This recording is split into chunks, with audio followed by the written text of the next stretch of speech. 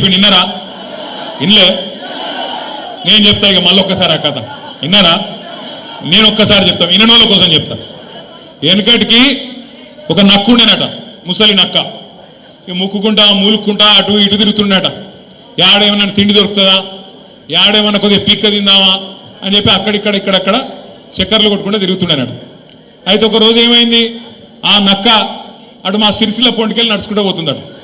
పొంగ మా దగ్గర బాగా మా గూడూరు ప్రవీణ్ అని ఇక్కడ ఉన్నాడు, ఎక్కడో ఇగో అక్కడ మా దగ్గర పద్మశాలి సోదరులు బాగుంటారు. మా వాళ్ళు ఏం చేస్తారంటే ముందు బట్టను వేస్తారు, ఆ తర్వాత డైయింగ్ చేస్తారు. అటెనక దాన్ని మళ్ళీ ఎండబెట్టి మొత్తం మంచిగా సాఫ్ సఫాయి చేసి ఆఖరికి మొత్తానికి మార్కెట్లో అమ్ముతారు. అయితే ఒక దగ్గర మొత్తం డైయింగ్ చేసేటప్పుడు ఒక పెద్ద బాండీలా నీలం రంగు ఓసిపెట్టిరట. ఆయనకి నక్క పోకుండా జారెన్ల పడ్డది. పడి లేచి చూసుకునే వరకు మొత్తం నీలం రంగు అంటింది. ఆడికెళ్ళి ఉరికింది, అట్లా జంగల్ పంట పోయింది. పోయే వరకు జంగల్లో ఉన్న మిగతా జంతువులన్నీ పరిశాన్ అయినాయట. ఇదేమో కొత్తగా ఉంది, ఏదో నీలం రంగు విచిత్రంగా ఉందని చెప్పి భయపడడం మొదలుపెట్టినాయంట.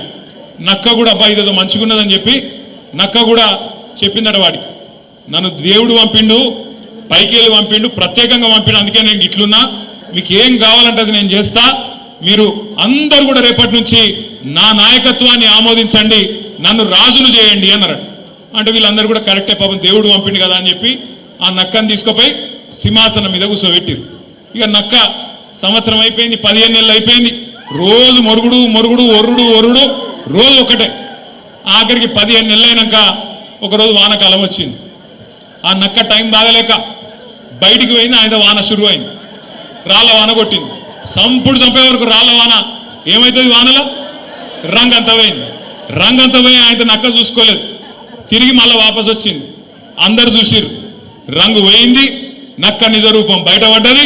ఇక తర్వాత ఏమవుతుంది, ఈపు చింతపండు అయింది. తర్వాత ఉరికిచ్చి ఊరు అవతలకి చంపారు.